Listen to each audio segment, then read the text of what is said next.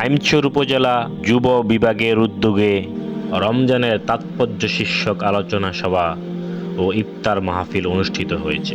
হাইমচর উপজেলা যুব বিভাগের সেক্রেটারি আব্দুল কাদের নাইমের সঞ্চালনায় মোহাম্মদ সালাউদ্দিন রুমির সভাপতিত্বে উক্ত ইফতার মাহফিলে প্রধান অতিথি হিসেবে উপস্থিত ছিলেন হাইমচর উপজেলা জামায়াত ইসলামীর আমির মাওলানা আবুল হোসাইন।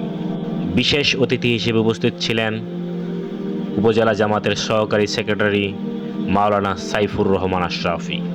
আরও বিশেষ অতিথি হিসেবে উপস্থিত ছিলেন উপজেলা যুব বিভাগের তত্ত্বাবধায়ক ২ নং উত্তরালগি ইউনিয়ন জামাত ইসলামীর সেক্রেটারি আব্দুল্লাহ আল মামুন সহ উপজেলা যুব বিভাগের সর্বস্তরের দায়িত্বশীল বৃন্দ।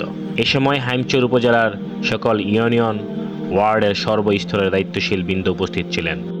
প্রধান অতিথির বক্তব্যে উপজেলা আমির বলেন, রমজান মাসে কোরআন নাযিল হয়েছে, সেই কোরআন আমাদেরকে অধ্যয়ন করতে হবে। কোরআন কি করতে হবে?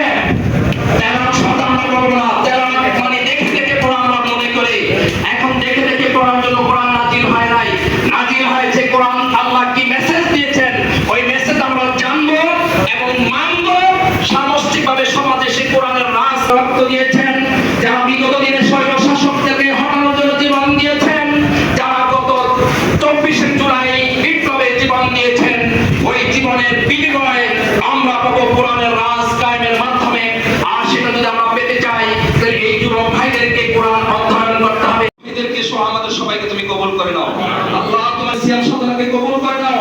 আল্লাহ আমিন। দুনিয়াতে চিরদিন থাকতে পারবো না, পরকালে যে জিন্দেগি আছে সেই জিন্দেগির নাজাতের জন্য আমাদেরকে কাজ করার তৌফিক দিয়ে দাও আল্লাহ। কোরআনের রাজ প্রতিষ্ঠান আন্দোলনের সক্রিয় ভূমিকা রাখার তৌফিক দাও আল্লাহ।